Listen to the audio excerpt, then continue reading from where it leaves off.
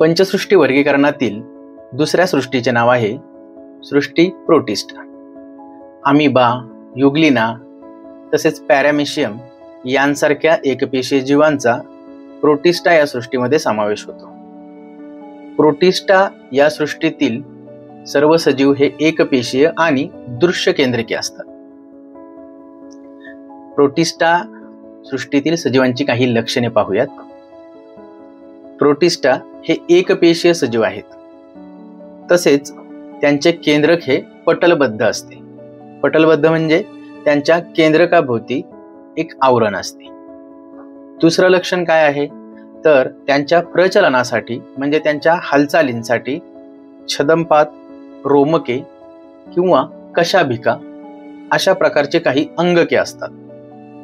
तिसरं लक्षण काय सांगता येईल तर प्रोटिस्टामधील काही सजीव हे स्वयंपोषी आहेत तर काही परपोषी आहेत.